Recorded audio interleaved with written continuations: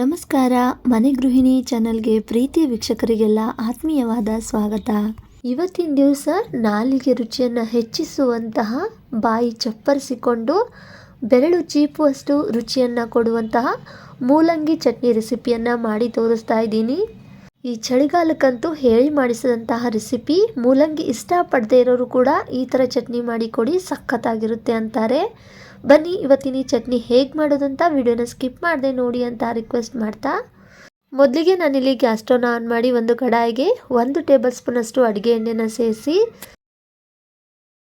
1.5 ಚಮಚ ಆಗುವಷ್ಟು ಕಡಲೆಬೇಳೆ, 1.5 ಚಮಚ ಆಗುವಷ್ಟು ಉದ್ದಿನಬೇಳೆ, ಹಾಗೆಯೇ 1 ಚಮಚ ಆಗುವಷ್ಟು ಜೀರಿಗೆ ಮತ್ತು 1.5 ಚಮಚ ಆಗುವಷ್ಟು ಧನಿಯಾ ಕಾಳನ್ನು ತಗೊಂಡಿದ್ದೀನಿ. ಇವಾಗ ಇದೆಲ್ಲವನ್ನು ಕೂಡ ಗ್ಯಾಸನ್ನು ಮೀಡಿಯಂ ಫ್ಲೇಮ್ನಲ್ಲಿಟ್ಟು ಸ್ವಲ್ಪ ಹುರಿತಾ ಇದ್ದೀನಿ. ಕಡಲೆಬೇಳೆ ಮತ್ತು ಉದ್ದಿನಬೇಳೆ ಕಲರ್ ಕೂಡ ಸ್ವಲ್ಪ ಚೇಂಜ್ ಆಗಬೇಕು. ಮತ್ತು ಧನಿಯಾ ಅನ್ನೋದು ಫ್ರೈ ಆಗ್ತಾ ಒಂದು ರೀತಿಯಾದಂಥ ಘಮ ಬರುತ್ತೆ.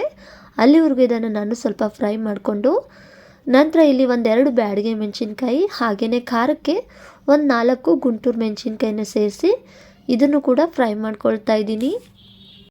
ಇದಿಷ್ಟು ಮಸಾಲೆ ಪದಾರ್ಥ ಇದ್ದರೆ ಸಾಕು, ಜಾಸ್ತಿ ಹೆಚ್ಚೇನು ಮಸಾಲೆ ಬೇಕಾಗೋದಿಲ್ಲ. ಬೇಗನೆ ಆಗೋಗುವಂಥದ್ದು. ಒಂದು 10 ನಿಮಿಷಗಳಲ್ಲೇ ಈ ಒಂದು ಚಟ್ನಿನ ನೀವು ರೆಡಿ ಮಾಡ್ಕೊಳ್ಬೋದು. ನೋಡಿ, ಹುರಿತಾ ಇದು ಕಲರ್ ಚೇಂಜ್ ಆಗಿದೆ. ಇವಾಗ ನಾನಿಲ್ಲಿ ಗ್ಯಾಸ್ ಸ್ಟವ್ನ ಆಫ್ ಮಾಡಿ ನಂತರ ಒಂದು ಪ್ಲೇಟಿಗೆ ತೆಗೆದಿಟ್ಕೊಳ್ತಾ ಇದ್ದೀನಿ. ಸ್ವಲ್ಪ ಇದು ತಣ್ಣಗಾದ್ಮೇಲೆ ಮಿಕ್ಸರ್ ಜಾರ್ಗೆ ಹಾಕ್ಕೊಳ್ಬೇಕಾಗುತ್ತೆ. ನಂತರ ಇವಾಗ ಅದೇ ಕಡಾಯಿಗೆ ಮತ್ತೆ ನಾನಿಲ್ಲಿ ಒಂದು ಅರ್ಧ ಚಮಚ ಆಗುವಷ್ಟು ಅಡುಗೆ ಎಣ್ಣೆನ ಸೇರಿಸಿ, ನಂತರ ಇಲ್ಲಿ 1-2 ಮೀಡಿಯಮ್ ಸೈಜ್ ಇರುವಂಥ ಈರುಳ್ಳಿನ ಸ್ವಲ್ಪ ದಪ್ಪದಾಗಿ ಕಟ್ ಮಾಡಿಕೊಂಡು ಸೇರಿಸಿದ್ದೀನಿ. ಹಾಗೆಯೇ ಒಂದು ಸ್ವಲ್ಪ ಬೆಳ್ಳುಳ್ಳಿ ಹೆಸಳು, ಸ್ವಲ್ಪ ಈರುಳ್ಳಿ ಹಸಿ ವಾಸನೆ ಹೋಗಿ ಕಲರ್ ಕೂಡ ಸ್ವಲ್ಪ ಚೇಂಜ್ ಆಗಬೇಕು, ಅಲ್ಲಿವರೆಗೂ ಇದನ್ನು ಫ್ರೈ ಮಾಡ್ಕೊಳ್ಬೇಕಾಗುತ್ತೆ. ಇಲ್ಲಿ ನೀವು ಸಾಂಬಾರು ಈರುಳ್ಳಿ ಬರುತ್ತಲ್ಲ, ಅದನ್ನು ಕೂಡ ಯೂಸ್ ಮಾಡಿದ್ರೆ ಟೇಸ್ಟ್ ಇನ್ನೂ ಸಖತ್ತಾಗಿರುತ್ತೆ. ಈರುಳ್ಳಿ ಇವಾಗ ಫ್ರೈ ಆಗಿದೆ. ನಂತರ ನಾನಿಲ್ಲಿ ಒಂದು ಮೀಡಿಯಮ್ ಸೈಜ್ ಇರುವಂತಹ ಮೂಲಂಗಿನ ಸ್ವಲ್ಪ ಸಣ್ಣದಾಗಿ ಕಟ್ ಮಾಡಿ ಸೇರಿಸ್ತಾ ಇದ್ದೀನಿ. ಮೂಲಂಗಿ ಸೊಪ್ಪು ಕೂಡ ನೀವು ಇಲ್ಲಿ ಸೇರಿಸ್ಕೊಳ್ಬಹುದು. ಈ ಮೂಲಂಗಿ ಇವಾಗ ಹಸಿ ವಾಸನೆ ಹೋಗೋವರೆಗೂ ಫ್ರೈ ಮಾಡ್ಕೊಳ್ಬೇಕಾಗುತ್ತೆ. ಇಲ್ಲಿ ಮೂಲಂಗಿ ಫ್ರೈ ಮಾಡೋದಕ್ಕೆ ಸ್ವಲ್ಪ ಸಮಯ ಹಿಡಿಯುತ್ತೆ ಅನ್ನೋದು ಬಿಟ್ಟರೆ ಬೇಗನೆ ಆಗೋಗುವಂಥ ಒಂದು ಚಟ್ನಿ ರೆಸಿಪಿ ಅಂತಲೇ ಹೇಳ್ಬೋದು. ಮೂಲಂಗಿ ಅಂದ್ರೇ ಇಷ್ಟ ಇಲ್ಲ ಅಂದವರೇ ಈ ಚಟ್ನಿನ ಒಮ್ಮೆ ಟ್ರೈ ಮಾಡಿದ್ರೆ ಎಲ್ಲನೂ ಖಾಲಿ ಮಾಡಿಬಿಡ್ತಾರೆ, ಅಷ್ಟು ಟೇಸ್ಟು ಚೆನ್ನಾಗಿರುತ್ತೆ. ಹೀಗೆ ಒಂದು ಸ್ವಲ್ಪ ಫ್ರೈ ಮಾಡಿಕೊಂಡ್ರೆ ಮೂಲಂಗಿಯಲ್ಲಿರುವಂಥ ಹಸಿ ವಾಸನೆ ಹೊರಟೋಗುತ್ತೆ, ಚಟ್ನಿ ಅನ್ನೋದು ಸೂಪರಾಗಿ ರೆಡಿ ಆಗುತ್ತೆ. ನಂತರ ನಾನಿಲ್ಲಿ ಒಂದು ಸ್ವಲ್ಪ ಕರಿಬೇವೆಲ್ಲನ ಸೇರಿಸ್ತಾ ಇದ್ದೀನಿ. ಹಾಗೆ ಒಂದು ಸ್ವಲ್ಪ ಕೊತ್ತಂಬರಿ ಸೊಪ್ಪು ಮತ್ತು ಒಂದು ಸ್ವಲ್ಪ ಹುಳಿಗೆ ಹುಣಸೆ ಹಣ್ಣನ್ನು ಸೇರಿಸಿ ಮತ್ತು ಇದನ್ನು ಒಂದು ಸ್ವಲ್ಪ ಮಿಕ್ಸ್ ಮಾಡ್ಕೊಳ್ತಾ ಫ್ರೈ ಮಾಡ್ಕೊಳ್ತಾ ಇದ್ದೀನಿ. ಮೂಲಂಗಿನಲ್ಲಿ ಯಾವಾಗಲೂ ಸಾಂಬಾರು ಪಲ್ಯ ಅಂತ ಮಾಡಿರ್ತೀವಿ, ಕೆಲವೊಂದು ಸತಿ ಈ ಥರ ಚಟ್ನಿನೂ ಕೂಡ ಮಾಡಿಕೊಂಡು ನೋಡಿ. ಚಪಾತಿ, ರೊಟ್ಟಿ, ಬಿಸಿ ಅನ್ನ, ದೋಸೆಗೂ ಕೂಡ ಈ ಚಟ್ನಿ ಸೂಕ್ತವಾದಂಥದ್ದು. ಬೆರಳು ಚೀಪುವಷ್ಟು ರುಚಿಯನ್ನು ಕೊಡುತ್ತೆ. ಇವಾಗ ಇದೆಲ್ಲವನ್ನು ಕೂಡ ನಾನಿಲ್ಲಿ ಫ್ರೈ ಮಾಡ್ಕೊಂಡಾಗಿದೆ. ನಂತರ ಗ್ಯಾಸ್ ಸ್ಟವ್ನ ಆಫ್ ಮಾಡಿ ಸ್ವಲ್ಪ ಇದು ತಣ್ಣಗಾದ್ಮೇಲೆ ಮಿಕ್ಸರ್ ಜಾರ್ಗೆ ಹಾಕ್ಕೊಂಡು ಗ್ರೈಂಡ್ ಮಾಡ್ಕೊಳ್ಬೇಕಾಗುತ್ತೆ. ಅಷ್ಟರಲ್ಲಿ ಈ ಕಡೆ ಒಂದು ಮಿಕ್ಸರ್ ಜಾರ್ಗೆ ಮುಂಚೆನೇ ಹುರಿದಿಟ್ಟಿರುವಂತಹ ಮೆಣಸಿನ್ಕಾಯಿ ಮತ್ತು ಬೇಳೆಕಾಳುಗಳನ್ನು ಸೇರಿಸಿ ಇದನ್ನು ಸ್ವಲ್ಪ ತರಿಯಾಗಿ ಗ್ರೈಂಡ್ ಮಾಡ್ಕೊಳ್ತಾ ಇದ್ದೀನಿ. ಇವಾಗ ಗ್ರೈಂಡ್ ಮಾಡ್ಕೊಂಡಾಗಿದೆ, ನೋಡ್ತಾ ಇರ್ಬೋದು. ಸ್ವಲ್ಪ ನಾನಿಲ್ಲಿ ತರಿಯಾಗಿ ಈ ಥರ ಗ್ರೈಂಡ್ ಮಾಡ್ಕೊಂಡಿದ್ದೀನಿ. ನಂತರ ನಾನಿಲ್ಲಿ ಹುರಿದಿರ್ತಕ್ಕಂಥ ಮೂಲಂಗಿ ಮತ್ತು ಈರುಳ್ಳಿ, ಬೆಳ್ಳುಳ್ಳಿ ಅದೆಲ್ಲವನ್ನು ಕೂಡ ಸೇರಿಸ್ಕೊಳ್ತಾ ಇದ್ದೀನಿ. ಇದು ಸ್ವಲ್ಪ ತಣ್ಣಗಾಗಿದೆ.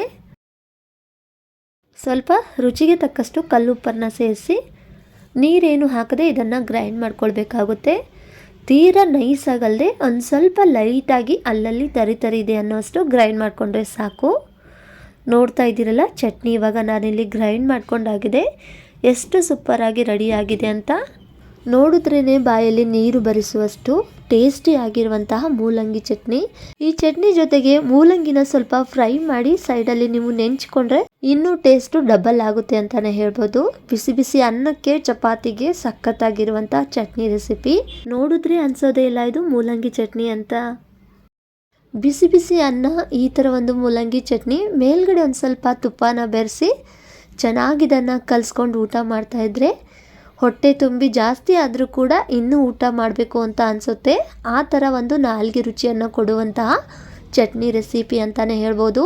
ಮಕ್ಕಳಿಗೋಸ್ಕರ ಸ್ವಲ್ಪ ಖಾರನ ಕಡಿಮೆ ಮಾಡಿಕೊಂಡು ಈ ಥರ ಒಂದು ಸ್ವಲ್ಪ ನೀವು ಚಪಾತಿಗೂ ಚಟ್ನಿನ ಸವರಿ ರೋಲ್ ಮಾಡಿ ಕೊಡಿ. ಸಕ್ಕತ್ತಾಗಿರುತ್ತೆ. ಚಪಾತಿಗಂತೂ ಮಕ್ಕಳು ಕೂಡ ಇಷ್ಟಪಟ್ಟು ತಿಂತಾರೆ. ನೋಡ್ತಾ ಇದ್ದಾರಲ್ಲಿ ಎಷ್ಟು ಸಕ್ಕತ್ತಾಗಿ ರೆಡಿಯಾಗಿದೆ ಅಂತ. ಮೂಲಂಗಿನ ಸ್ವಲ್ಪ ಸಣ್ಣದಾಗಿ ಕಟ್ ಮಾಡಿ ಸ್ವಲ್ಪ ಎಣ್ಣೆಯಲ್ಲಿ ಫ್ರೈ ಮಾಡಿಕೊಂಡು ಸೈಡಲ್ಲಿ ನೀವು ನೆಂಚ್ಕೊಂಡ್ರೆ ಇನ್ನೂ ಟೇಸ್ಟ್ ಡಬಲ್ ಆಗುತ್ತೆ ಅಂತ ಹೇಳ್ಬೋದು. ನಾಲಿಗೆ ರುಚಿ ಕೆಟ್ಟಾಗ ಈ ಥರ ಒಂದು ಚಟ್ನಿನ ಖಂಡಿತ ಟ್ರೈ ಮಾಡಿ ನೋಡಿ. ಸಖತ್ತಾಗಿರುತ್ತೆ ಟೇಸ್ಟ್ ಮಾತ್ರ. ನೋಡಿದ್ರಲ್ಲ ಸ್ನೇಹಿತರೆ, ಕಡಿಮೆ ಸಮಯದಲ್ಲಿ ಹೆಚ್ಚು ರುಚಿಯನ್ನು ಕೊಡುವಂತಹ ಮೂಲಂಗಿಯಿಂದ ಈ ಥರ ಒಂದು ಸೂಪರ್ ಟೇಸ್ಟಿಯಾಗಿರುವಂತಹ ಚಟ್ನಿ ರೆಸಿಪಿ. ಈ ರೆಸಿಪಿ ವಿಡಿಯೋ ನಿಮಗೆ ಸ್ವಲ್ಪನಾದರೂ ಇಷ್ಟ ಆಗಿದ್ರೆ ಈ ರೆಸಿಪಿ ವಿಡಿಯೋಗೆ ಲೈಕ್ ಮಾಡಿ, ಶೇರ್ ಮಾಡಿ, ಕಮೆಂಟ್ ಮಾಡಿ. ಹಾಗೆಯೇ ಮನೆ ಗೃಹಿಣಿ ಚಾನಲ್ ಕೂಡ ಸಬ್ಸ್ಕ್ರೈಬ್ ಮಾಡಿಕೊಂಡು ಸಪೋರ್ಟ್ ಮಾಡಿ ಅಂತ ಹೇಳ್ತಾ ಇವತ್ತಿನ ಈ ರೆಸಿಪಿ ವಿಡಿಯೋ ನೋಡಿದ ಎಲ್ಲರಿಗೂ ಧನ್ಯವಾದಗಳು.